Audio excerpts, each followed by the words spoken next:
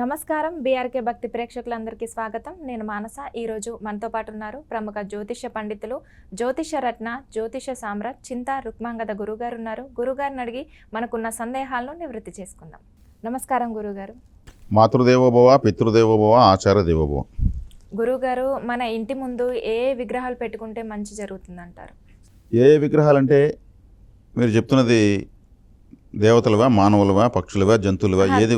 దేవుళ్ళవే గురుగారు. అంటే ఇంటి ముందు గేట్ ముందు ప్రహరీ గోడకి పెడుతూ ఉంటారు కదా, మనం ఏ ఏ విగ్రహాలు పెట్టుకోవాలి, ఏ విగ్రహాలు పెట్టుకోకూడదు?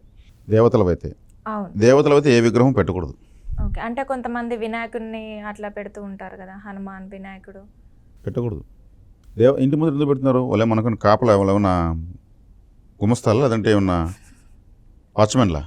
మంచి జరుగుతుందని పెట్టుకుంటూ ఉంటారు కదా గురు. చెడ్డే ఎక్కువ జరుగుతుంది. వినాయకుని పెడతారు దుమ్ముదులకి, ఓ అగరవత్తులకి ఇచ్చరు. ఆయన నైవేద్య ప్రియుడు, కనీసం చాక్లెట్ పెట్టరు. వినాయకుని పెడేస్తాం. మా ఇంటి ముందునే వినాయకుడు ఉన్నాడు. ఎంటర్ అవుతూనే ఆయన ఒక వాచ్మెన్ లాగా వచ్చేవాళ్ళు ఎవరు, పోయే వాళ్ళు ఎవరు రాసుకున్నటువంటి వాచ్మెన్ లాగా వీళ్ళు పెడేస్తారు. ఆంజనేయ స్వామిని పెడతారు. ఎవరు పెట్టమని చెప్పారు? ఇవన్నీ ఆరాధన. వాళ్ళు ఎంత శక్తివంతమైన దేవతలు వాళ్ళు. అసలు దేవతా విగ్రహం అక్కడ పెట్టకూడదు. దుమ్ముదూలికి వాళ్ళని పెట్టేసి మా ఇంటి ముందు వెంటనే మీకు మా అడ్రస్ చెప్తారు. అలా రాగానే బ్లూ కలర్ గోడకి వినాయకుడు బొమ్మ ఉంటుంది చూడండి, అదే మా ఇల్లు అంటూ ఉంటారు. ఏదైనా ఆంజనేయ స్వామి ఉంటాడు, అదే మా ఇల్లు అంటూ ఉంటారు. అసలు పెట్టు, చాలా దోషం అది. నాకు తెలిసిన వరకు దోషం. ఆరాధించేటుకుంటే మన ఇంటి బయట కాదు, గేట్ కాడ కాదు పెట్టాల్సింది. ఆలయానికి వెళ్ళి ఆరాధించవచ్చు, లేదా మందిరం కట్టుకునేసి మనం ఆరాధించవచ్చు. ఆరాధించే శక్తి మనకు వాస్తవంగా ఇంట్లో పెట్టుకుని ఆరాధించే శక్తి మనకు లేదు. ఆ ఏ దేవతని ఎలా ఆరాధించాలని ఒక విధానం ఉంటుంది. ఆ విధానాన్ని ఎన్ని రోజులు చేస్తాము మన ఇంట్లో? మనకు ఒప్పుకున్నంతసేపు. మళ్ళీ ఏం చేస్తాము? చేయము. అప్పుడు ఏమవుతుంది? దేవత అవమానించబడ్డట్టే కదా. అంటే మీకు ఇష్టం ఉన్నప్పుడు చేస్తారు, లేదంటే గేట్ వేసి చిన్న బెంకాయ వేసి పెడతారు. అవకాశవాదంగా కదా ఉన్నట్టు ఉంటుంది దేవతల పట్ల. కష్టం వస్తే పోయి ఏడ్చేది, తీరిపోతే పోతా ఉంటారు స్టైల్గా ఫోన్ మాడుకుంటూ. కాబట్టి ఏ దేవతా విగ్రహాన్ని ఇంటి ముందు పెట్టకూడదు. ముఖ్యంగా ఎక్కువ వినాయకుని పెడుతున్నారు, వాళ్ళకే ఎక్కువ విఘ్నాలు వస్తుంటాయి. ఆరాధిస్తే వాళ్ళకి తగ్గుతాయి. కాబట్టి ఇంటి ముందర ఇంకే విగ్రహాలు పెట్టాలి. నేను ఏ దేవతా విగ్రహం పెట్టకూడదని తర్వాత ఇంకా మనకు ఆ చర్చ అక్కడితో ముగుస్తుంది. ఇంటి ముందర మనకు ఎవరు ఏ విగ్రహాలు పెట్టాలి? ఒక సైనికుడు ఇలా ఈటలు కత్తులు ఎత్తుకుని రెడుగున్నట్టు అటువైపు ఇటువైపు పెడితే ఎలా ఉంటుంది? ఆ అందమే వేరు. ద్వారపాలకుల్లాగా ఒక 2 గుర్రాలు ఇలా 2 కాళ్ళు పైకెత్తి ఇలా విజయవంతంగా అవి ఇలా 2 కాళ్ళు ముందుకెట్టి నిలుచుకుంటాయి కదా. అవి విజయ సంకేతంగా గుర్రం రాజు యుద్ధంలో గెలిచిన తర్వాత దాన్ని పైకి లేపి ఇలా అంటాడు. ఆ 2 గుర్రాలు అలా పెట్టుకుంటే ఎంత అందంగా ఉంటుంది. విక్టరీ సింబల్ అది. మరి అదేవిధంగా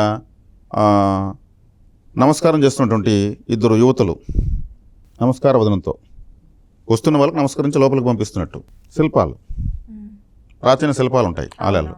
అటువంటి శిల్పాలు మనకు ద్వారాలు పెట్టుకుంటే ఎంత ముచ్చటగా ఉంటుంది.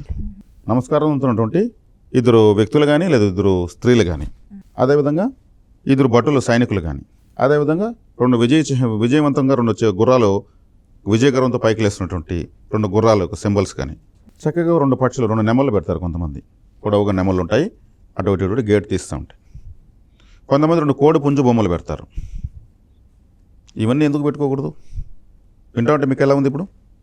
పర్లేదు, బాగానే ఉంది గురుగారు, పెట్టుకోవచ్చు. దేవతలను పెట్టి ఆరాధించకుండా అది దేవతాగ్రహానికి గురైనట్టు కదా. అంటే మనం పెట్టుకున్నటువంటి గుమస్తాలు దేవతలు, వినాయకుడు ఆయన ఓసికి దొరికాడు, జిఎస్టీ కూడా కట్టే పని లేదు, ఎత్తుకొచ్చి పెడేస్తారు దుమ్ముదులకి.